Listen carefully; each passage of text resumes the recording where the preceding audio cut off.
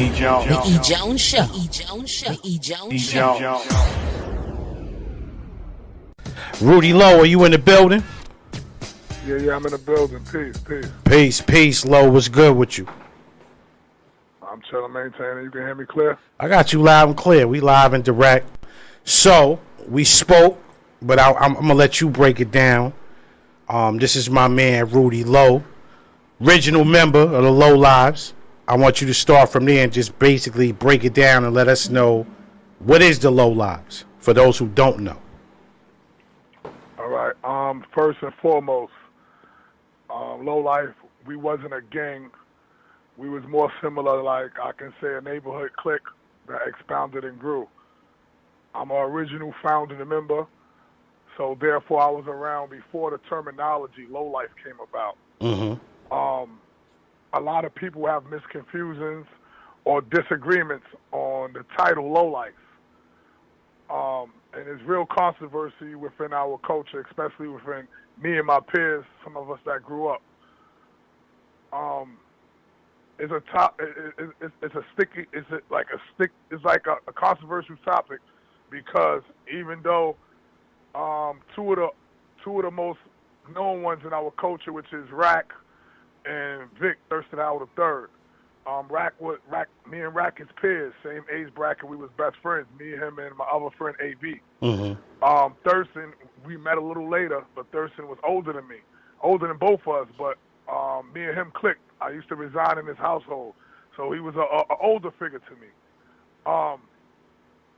The terminology came about another way, but even without the terminology, our lifestyle still was living. We still was living the same lifestyle. So I call it a caterpillar effect. When I say that, I mean this. It may go through changes and forms, like everything go through stages of evolution. Mm-hmm. So therefore, a caterpillar metaphors and becomes a butterfly. You can't say that still ain't that. Now, I ain't even gonna say unfortunately. You know, a large part of my life was spent while I was incarcerated. So I had a lot of idle time on my hands. So therefore, I utilized it, and I read, and I took in a lot of information. Mm-hmm. So with that being said, someone that I admire a lot, Malcolm X, he quoted this from from the autobiography. If a cat have kittens in the oven, does it make it biscuits? You understand what I'm saying? So I said that to say this. The terminology, even if it isn't Lo-Life, if it's St. John's Polo Posse, Two Front Posse, or Polo U.S.A., whatever terminology or title that it took on, if the same fundamentals and the same principles are still there, then that's what it is. If you call it rap or hip-hop, even though I know the technical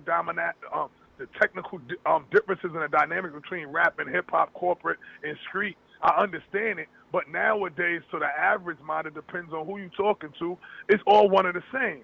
But people that's not that misinformed or easy to be influenced can easily be information that they're receiving can be received wrongly. So with that being said, I'm a Lo-Life in every sense of the term, and across the board, and I say that proudly. Now, like I said before, we all grew up together, so we always same part of the same lifestyle. Mm-hmm. But and it came from hardship. It didn't come from us wanting to do it, not me and most of my peers. It came because we came from rough backgrounds and our immediate families. We didn't have what we supposed had. And then after a while, for me personally and others, it became addictive and became a lifestyle. But this is what I want to point out. One of the things that's misinformed in our culture, we wore polo at the time. That was the main thing because nobody else was wearing it on a large scale. Mm-hmm. Now, one thing that I know I'm jumping around, but I think the general public, recently it was a documentary done called Horsepower by Complex magazine. Fabulous, A$AP Ferg, Kanye West, Raekwon, Just Blaze, Thurston Howard III, Vic, a whole lot of people with inside this polo culture was a part of that documentary. The documentary was misinformed. Ralph Lauren didn't back it. And the documentary, from their perspective, they're trying to say that hip-hop took polo to the level that it is right now. I beg to differ. and I can prove through my experience, through reasoning, and through logic. With that being said, when I was a child, and me and you was similar in age bracket, the streets emulated hip hop emulated the streets. LL Cool J, Eric B. and Rakim wanted to be like Supreme Magnetic from Fort Greene. You know what I mean? Weston Khan wanted to be like Alpo or the brothers Preem and them from Queens from or whoever. 40. But now it's reversed. So I said that to say this: we are shoplifters, we boosters. We in the stores when people working, people hugging a block, selling drugs or doing whatever they're doing. We bringing the fresh stuff to the hood first. But Polo was relevant then. But it's always about designing clothes. I evolve. I always there with the times. Like my capture, my bio say, Mr. Foreign never boring. I grown from Allerin to Mr. Foreign. You feel what I'm saying? Because I always want to be different. I don't want to be the same. I don't want to have what everybody else has. If I'm going to risk my life, if I'm going to go still, I might as well have the best. You understand what I'm saying? So with times, I be extremely frustrated because of my personal plights and situations. But even when I look at it from a hip-hop perspective or a corporate perspective, like I am a brand. Rudy-Lo is a brand. I understand Jay-Z, Biggie Small era and all that. Me and my peers influence that culture and continue to influence the culture directly or indirectly. No matter if the general public don't understand that we are one of the same, even though it might have different titles on it. With that being said, like me and you, prior we converse. There's a brother named Wallow that I admire like to the utmost. To me, I see him as a motivational speaker. Some people might just see him as an Instagram star or whatever. He went through his plights, his dilemmas. He was incarcerated for a large part of his life. He came out, he doing positive things. But our comrade, our fallen soldier, B. Bill, Mike, he gave him his name. He gave him his L. Inside one of his recent posts with him on B. Bill's birthday, he gave praise and respect to the point of, at a young age, he taught him that it wasn't geographical. Mike came from Brooklyn, from Crown Heights, Brownsville, and evolved and went to Philly and got a whole another section rocking with our culture. And the pathetic thing that I feel extremely offensive about, Philadelphia supports B. Bill largely more than New York City do, more than Brooklyn do, more than the popular people in our culture in Brooklyn do. Like, I'm the only one that really put him on a pedestal where he should be at because of the things that he went through in his life. Now, I said that to say this. Like I said before, full circle, it is a brand. And Meek Mills, Wallow, it could be Fabulous. It could be any one of them people. Our culture represents it. Now, a lot of people be misinformed to, let's say, the last 20 years. The last 20 years, I was out of the picture. I was gone. I was incarcerated. Now, prior to that, the logo that everybody uses is my creation, my thought, my everything. Nobody on earth thought about taking it to a business level before Rudolph Affair. And I did that when I was 14 years old in Tryon. And I wrote Ralph Lauren. And my envelope said Tryon School, so he never knew that I was incarcerated. I was in trouble. He wrote everything back, sent everybody. That was always my dream since then, to write a book, to come out with a clothing line. When I came home, I attempted to do that, but I got reincarcerated. But before, when I was doing it, nobody was doing it. A few of my peers was trying to be up-and-coming artists.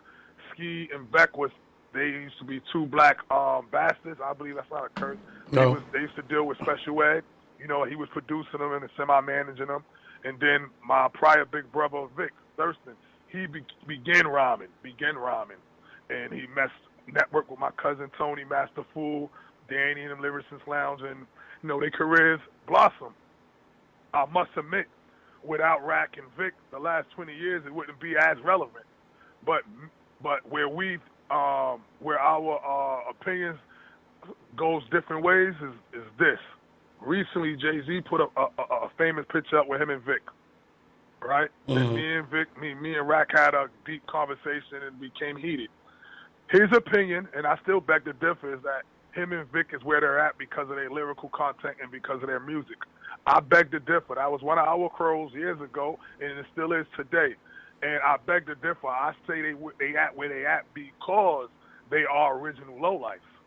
But they beg to differ, and with that being said, they coincide with the theory of horsepower, full circle once again, which I don't agree with horsepower at all, because everything comes from the bottom up, so everything comes from the streets. Corporate America doesn't know and understand how to emulate and prophesize off of it. I'm not even when I was a child. It's a big brother that I respect wholly called Stacy, Soul Beef from Flatbush. He did a lot of time. He came home and I had the privilege of conversing with him in the streets a few years ago. You know, he saluted me for getting my reversal because I had life. I did it pro se. I got my reversal. But we was talking on a business perspective. He socialized with Special Entertainment and Busta Rhymes. So we was talking at Summer Jam. He told me he read a famous book before he came home called Marketing Tools. And it was a large chapter spoke about Lo-Lifes and us in the streets, how we was unbeknownst to ourselves when we were children, we was walking billboards. We didn't understand that. I didn't understand the dynamics of that. But now I do in totality. With that being said, corporate America in the fashion sense recognize urban America or hip-hop or whatever you want to classify it as. They even gave Dapper Dan a job after he went to jail for counterfeiting and stuff. You know, they give Kanye West a job, they give Swiss Beats, and I salute them. I'm not saying they shouldn't because they got style, they got class, and they got connections to the streets. But why should we be looked over? I understand why, because we shortchange ourselves. Now, this is something that I didn't express this to you, but I beg for a platform to explain this. Thurston Howell III, which is Vic Lowe, did a book called Bury Me With My Low On. The book was published by Tom Goles, a photographer. He worked on the book with Vic, and then somewhere down the line, before the book came out, Willie Esco, which owns the Lo-Life brand, which is under the umbrella of Damien and Fubu, obtained the rights, allegedly, to the cookie, and they formed the clothing line.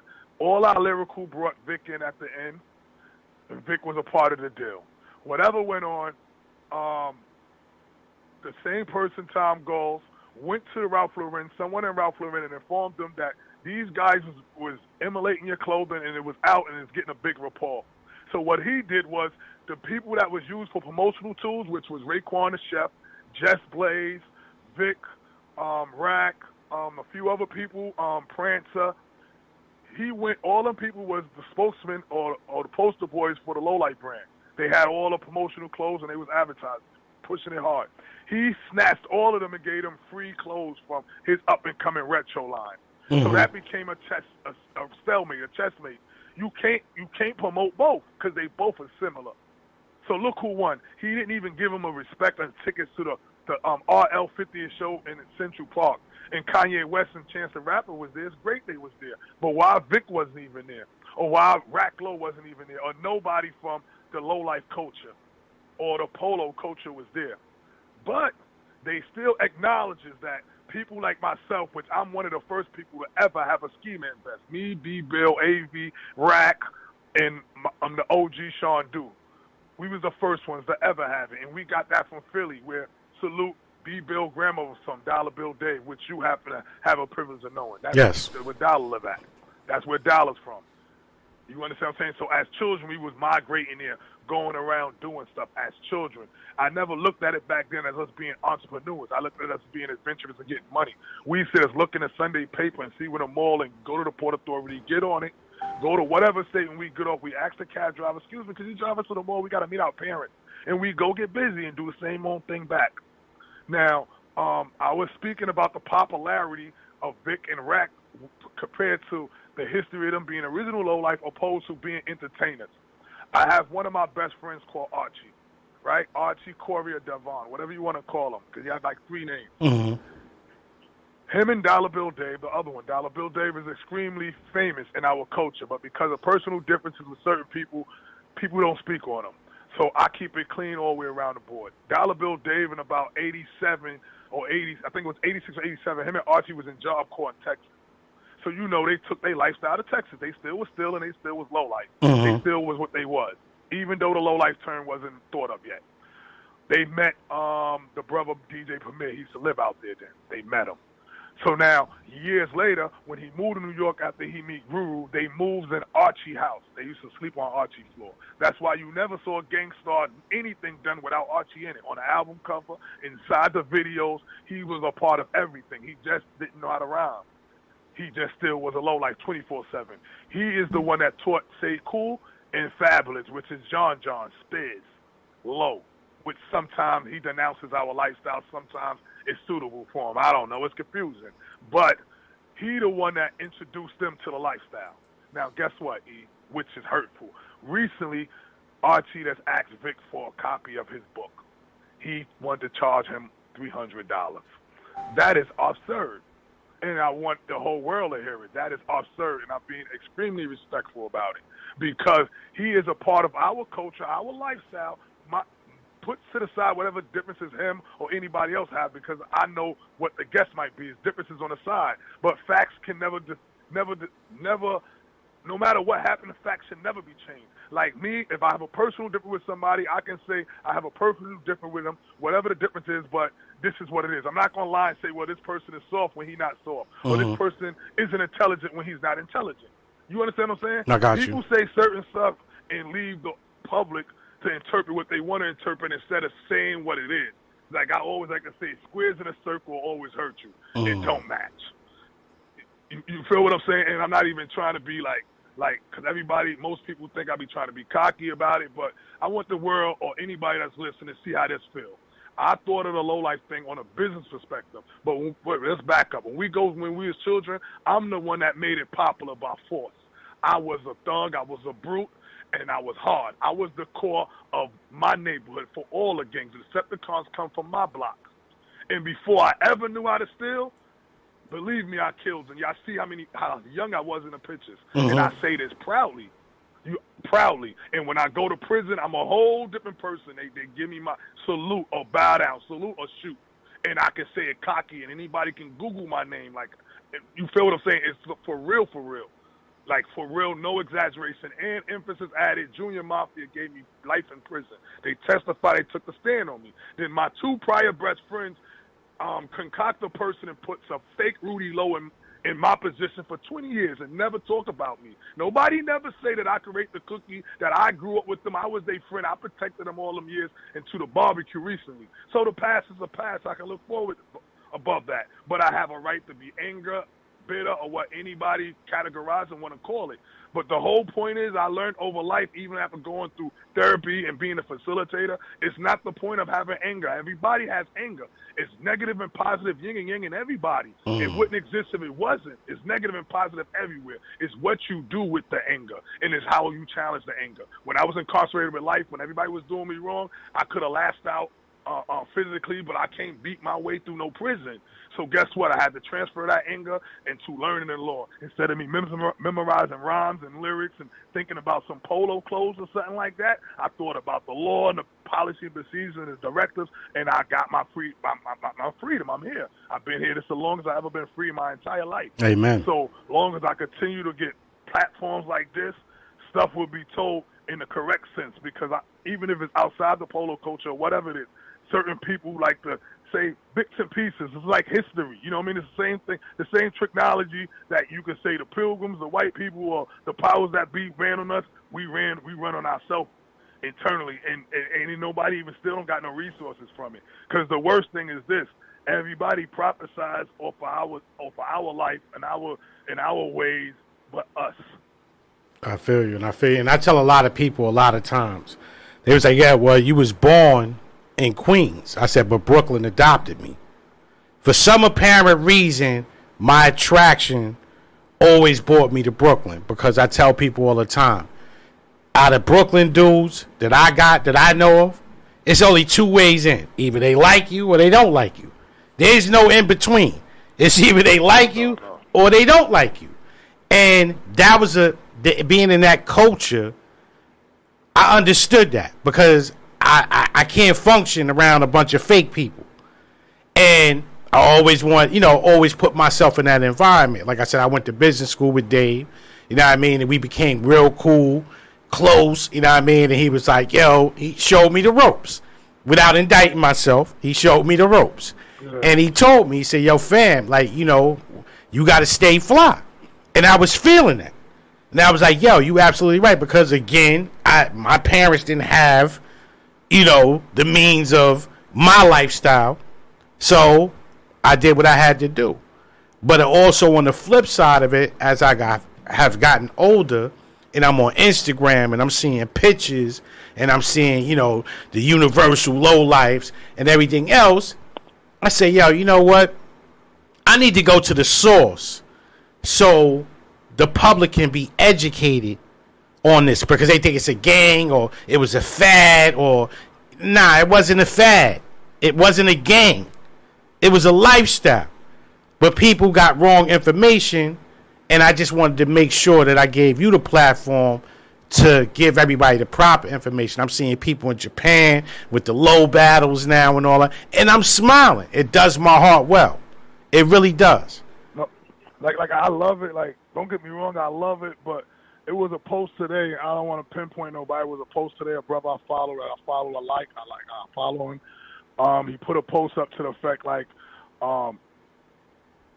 and I'm a paraphrase, like, oh, people mad because I take pictures with my clothes and all that, like, but a lot of people, this thing evolved around to something else. Our life didn't revolve around taking pictures. Remember, we was criminals, so we didn't revolve around taking pictures. Nope. That's just something that happened, and we didn't go out purposely and say we all dressing alike today. No. However we walk, however we dress, we dress. Like, right before, a little while before you called me, one of my friends, Carvel, called me. I didn't speak to him in a few months. He said he lost his phone. He just got his, retrieved his contacts. So he was like, yo, somebody told me you put an old picture up. I'm like, what you talking about, man? So I like, oh, you talking about that picture? He's like, yeah, the picture we took in front of the Polo sign. That Polo sign there was up the block from AV, right across the street from my man Macho crib. It used to be like a bandit building.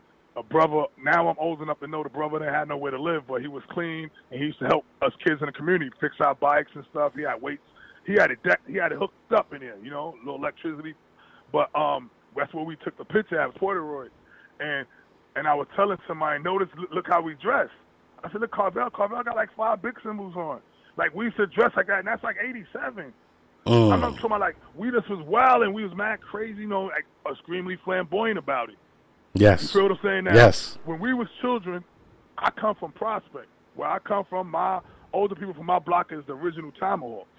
So they originally really gang. And then I told you on the corner is where the original Decepts is from. Rumble, Big Rumble, and Trenton, all of them. So they hard. The Lo-Lifes wasn't not hard. They shoplifters. They wanted to get money, man. Yep. Money, hoes, and clothes. They wasn't with none of the other stuff. So you had to wear your thing proudly or get washed out. That's like being Crip in a blood neighborhood or something, you know what I mean? You outnumbered, but they still wore their stuff proudly. They still wore proudly, went against the odds. I was proud to be a Lo-Life. When I went to prison, I was in prison with hard people, and I was on Rikers Island, and I can say this bragging. I blew police face off because he violated me. They never violated me no more, and I shoplifted for a living. So I'm not going to denounce myself. I'm going to be whoever I am. Because real is being real to me, not real to the public and everybody else. I ain't wait to become an adult to know that. I knew that as a child and a teenager. Now, people have influence over me, and I respect them, so I may listen to them, may be right or wrong. But I never was a little guy. Like, nobody never ran me and did nothing. If you see them old pictures on the Deuce, I sat in a chair. They was riding a train. I was driving up there. And these is all facts. You feel what I'm saying? Like, I was a little big guy. So let's get it right. If you look at my interviews on YouTube, people talk in front of my face, they don't get it wrong. Because if they do, I'm going to correct you. And please don't lie to me. I'm not lying to you. There's a cheaper to honey. You feel what I'm saying? People don't like to do that because of this. They feel if they do that, the light going to come off themselves. That's not my fault. If you're insecure with your self-esteem or your ego, that's on you. That's in-house. See, this is what it really is. You got St. George and Utica, and you got Brownsville. St. George and Utica, they wasn't smart. They was the thugs. Most of us did life in prison, and we don't got family. People from the Garvey finished high school. We went on 3 meals a day. We went on all 3. They only went on 4 o'clock. So they should be, right now, they should be proud to be who they is because they turned out to be good. We turned out to be bad. So when people talk about Lo-Lifes in general, they really thinking about us, the ones they see or know on the comment. And I mean that we all ain't one the same. We all wore one and the same. But at least tell a difference. Tell the truth. Most people think the popular people in our culture stole. They didn't steal. You don't got to steal to be a Lo-Life. Let me clarify that. A lot of my friends beg to differ, but I created the logo, and I know what the rules is, and nobody going to argue with me to my face. Facts. Put personal difference to the side. You don't got to steal to be a Lo-Life. My logo got four sections in it. 4 sections. And one of the things is money, hoes, and clothes. Nobody get more girls than certain people. So what you going to say about that? You got some people that really never stole or didn't do crime or did other crime. So that's real ignoronic for somebody to say that. But at the same time, tell the truth. If the general public think you was one of the ones still, at least tell the truth about who was. Unless you feel it's going to take something from you. Now, all this picture taking thing, this is what this thing revolved around. Now it's all about picture taking. Listen, it's over 200,000 Lo-Life and Instagram hashtags. Why we can't get it together? Like nobody else. And we was always about money. Like you said, Dollar told you, money holds it close about progress. Yep. Every day I went to bed by 12 o'clock. I woke up 4 o'clock, and I always wake up. We wake up with money on our mind. I ain't never played arcade games and all that when we was children. We stole, went home, sold stuff, went to sleep, woke up and stole again. So right now that we're adults and we ain't doing crime, whatever we doing legally, grind. How you going to grind for 20 years and you still ain't there? Something is wrong in this atmosphere, man. I'm telling you for real, man. Move back and let somebody else do it. But people don't want to do that. So then you got to be crafty and do stuff however, you know what I mean, seems fit to you to play within the rules. Well, because if you don't play by the rules, then they say you ain't cool. I want to read something that you wrote for the listeners right now. A true friend taught me that the value of my freedom, and the only person who believed I would get a reverse. I gave him his nickname. That's how far back we go, first grade. Sandbox days. Not many can say they call him his government. Happy G Day. Love and loyalty and my people and our lifestyle is partly owed to this man, Vance Clan. You want to talk about that? That emotional statement. Got me in tears, and I'm not even that type of person for real. Aaron Vance. Like, I gave him his name because we was in class since like second grade. But his cousin Frizz, right, is really like his brother. Even though G. George taught him how to steal, Spanish Georgie. I know G. George. They were stealing for fun. They was stealing toys and stuff for fun. Frizz took it to the next level. He taught us to steal batteries and Tams and sell them for $1 a piece to Reggie. You know what I mean? And so we started making $500,000 a day. We like 12, 13 years old. So he really taught us the game. Besides whatever differences, you know, he misused us here and there without even going in there. You know, that's going to happen in the streets. That's the people like Rack don't talk about. Certain people don't talk about them, be misinformed about. But I always say, even besides AV being my best friend, he one of the most famous Lo-Lifes because he brought more people to the game that's still relevant, that's relevant to my life. And my life is the answer to everything, no matter what, because it's my dream. I call it my dream and everybody else's daydream because I always thought of this. I wasn't part of this. Y'all thought against it. They used to laugh at me because I had Ralph Lauren picture in my room. But now y'all the same people, you feel what I'm saying, trying to get kudos for him. I done moved on. I don't even care about him no more. I want something better. I want something foreign later for you. But anyhow, right, AV was just like me. We from the John. We friends. He didn't go to school. I got my education in prison. He didn't have education. So when I was obtaining my education, especially when I had a life, when I'm letting him know what it is, I know he really don't even understand the dynamics, like for real. Like Archie was coming to see me, he understood stuff, so he didn't agree. Nobody agreed, but AV not in that. But it's like almost like a religion. He like, I don't care what you gonna come home. You smart kid, you gonna come home. No, I'm telling you to stay out of trouble. Don't get no new charge. Don't get a new charge. You gonna come home. I'm telling you. And bingo. Even though I don't believe in God, but it got me in tears because that's my man, and he's extremely humble. He don't want no fame. He never wanted fame. Like if we, like all right. When I was a child, I looked up to the older people, of course, Dollar and them, of course. So when I got fly, I didn't want to go on I want to go on Utica. I want to go where it's popular. I want to go on 42nd Street with the older guys. I want to get fly for everybody to see me. That's what this is about. I want the spotlight. My other friends didn't want the spotlight, wasn't ready for the spotlight. And AV never liked the spotlight. All he wanted is his money, and he want to go in the house. He don't want no problems. He don't even wear polo more. He don't want to look like nobody. So even with that being said, that mean that nobody going to say what he is or say what the facts is. I know why. Emphasis added again. They think the light going to be taken off of them, which it will not, and it isn't. Now, like I said, I had life in prison. I had differences with Rack and Vic the whole time I was away. I never asked AV nor Bob to get in between it.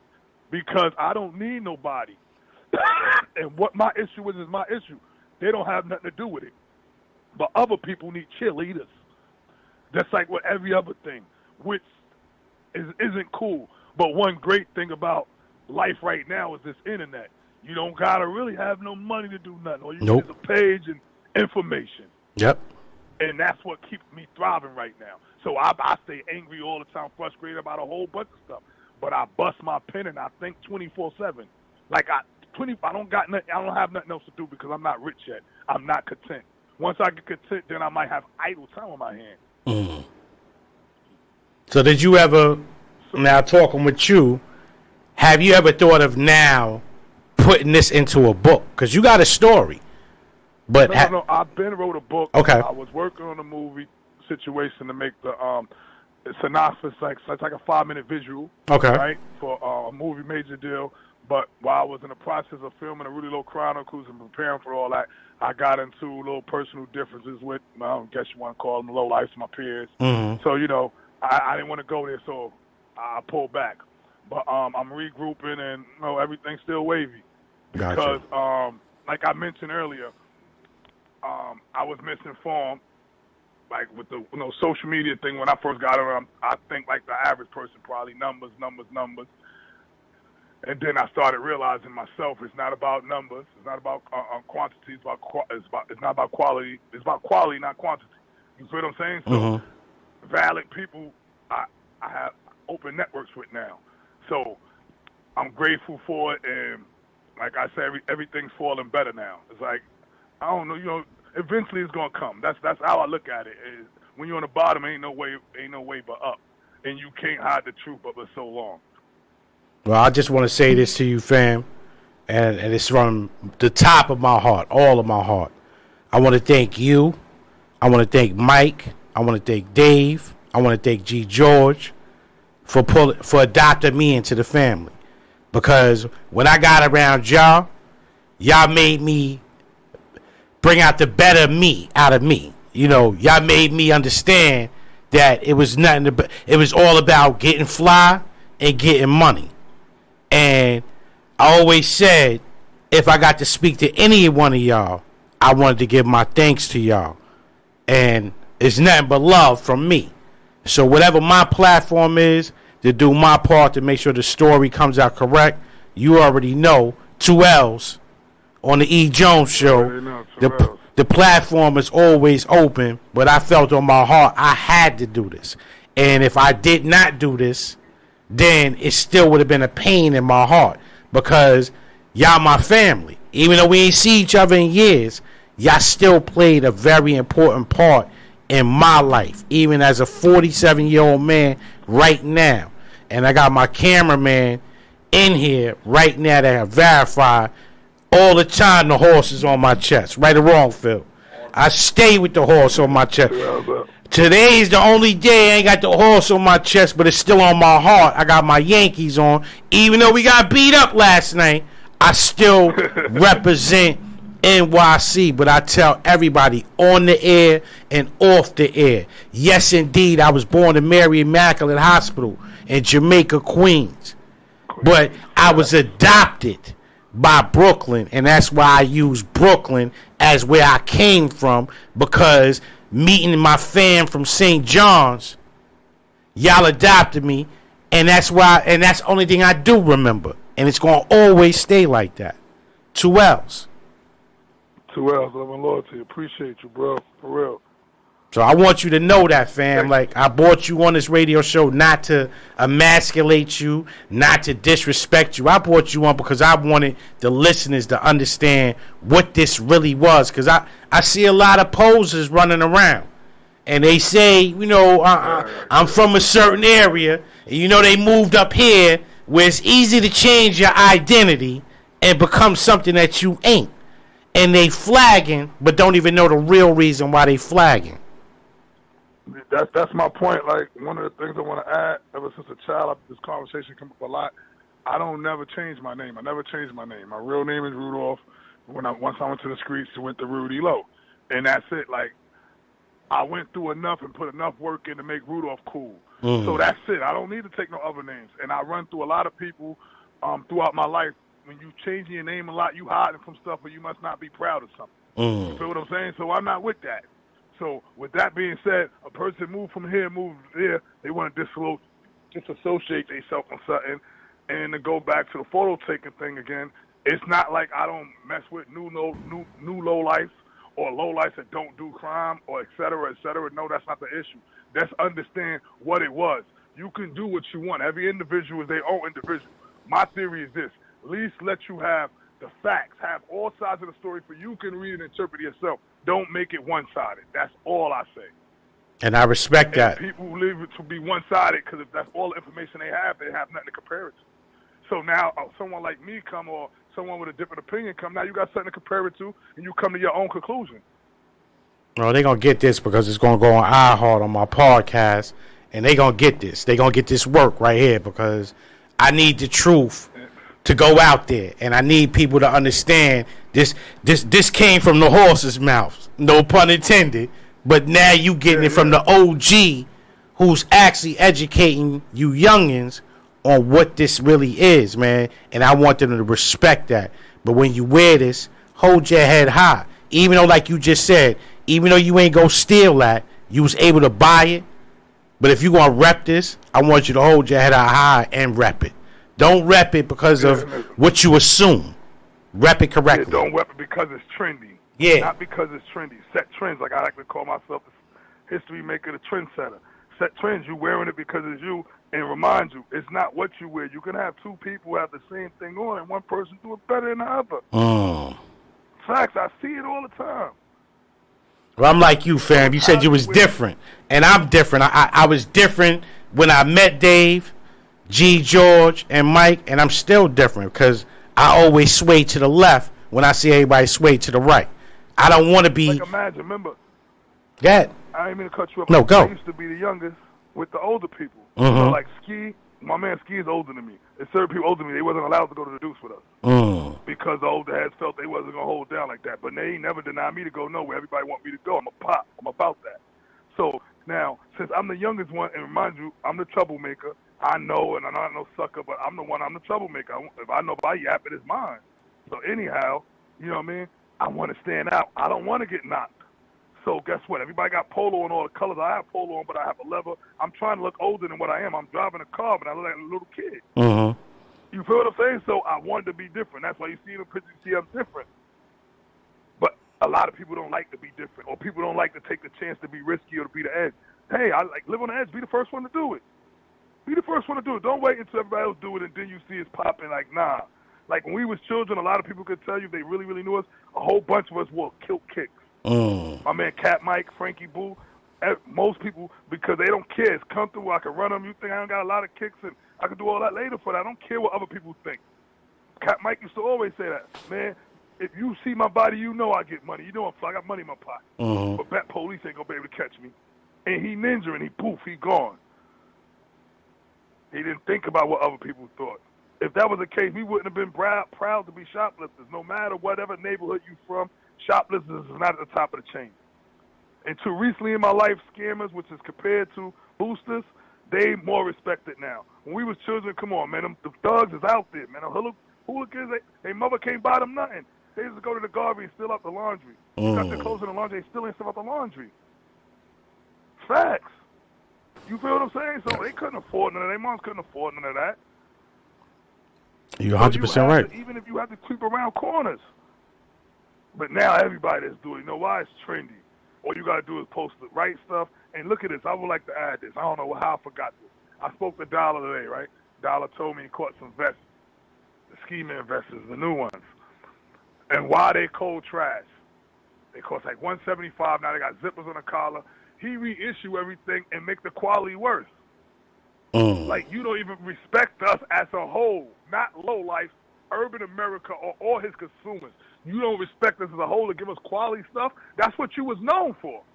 His knits used to be handcrafted in America. Now they manufactured in a factory somewhere in Thailand or Japan. Yeah. Like, come on, it's supposed to be a reissue? You know what? I know what it is, and I understand the dynamics. The Lo-Lifes and the polo culture had this thing still thriving over these 20 years. Willie Esco came with the brand, Vic and them. They had the thing up going. And Ralph Lauren business saw what's going and cashed in on it. Right. And said, let's get it like a rush. Now they treat us like they do sneakers. He released his stuff overseas first, then online, and then he sent it into Jimmy Jazz and made you go get tickets and wait on the line for 2-3 days, and the hyper beef go buy the stuff. Come on, man. Well, I know one thing. He made over $1 billion over the retro. Ralph Lauren. I know one thing. I gotta link up with you so I can get my patch because I'm feeling that. I had somebody that offered that to me, but I'd rather buy from my fam. I can't buy from somebody I'm not familiar with. What you were saying, fam? Definite. Yeah, that's a definite. Yeah. So I definitely hit you behind the scenes for that. I don't know, I'm a lot too much of your time, but I can go on forever. But I definitely thank you. I appreciate the platform. Nah, we ain't done yet. The listeners are listening. We gonna come back with part 2 because I told you this is gonna be like a 3-part series. So I'm gonna bring you back the following week, and we gonna talk about the decepts now because again, it's a lot of cats I'm seeing. But yeah, I just damn, that's just a coincidence. I just posted Rumble with Killer because Rumble just came home today. Mm-hmm. So I just finished probably like I don't know an hour before you called me. I just posted Rumble. They was at the P's. Yeah, that's beautiful. I'm talking about Little Rumble, not Big Rumble. Little Rumble, Killer Brother just came home. Salute. Yeah, that's a definite. They're doing positive stuff right now. G-Mac saving our streets. Like this is what I want to add. Okay. Big Boo, he got a situation called Universal Lo-Life. Okay. And they're more on the positive sense. They're more like their whole thing is back to school drives. I seen that. Mm-hmm. You know, positive things, stuff for the kids and all that.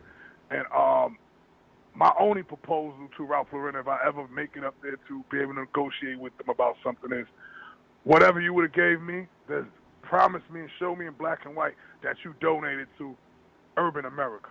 Yes. Our communities, whatever organizations or however way they see fit. They got to prove to you and allocate how their money is spent and all that, but you got to get the resources back. And that's how you got to give back. Because I know I messed a lot of people up throughout my life. When I say that indirectly, the same way some older people influenced me and steered me in the wrong way, I may have influenced and steered other people in the wrong way. So the whole thing is full circle, like I keep saying. What goes around comes around. So I have to give it back. I have to keep a balance. That's yin and yang again. I understand the dynamics of this, and I carry this in all aspects of my life. So with that being said, why wouldn't I let him do it? If you got a $4 billion, if you make $1 billion, 1% of that is nothing.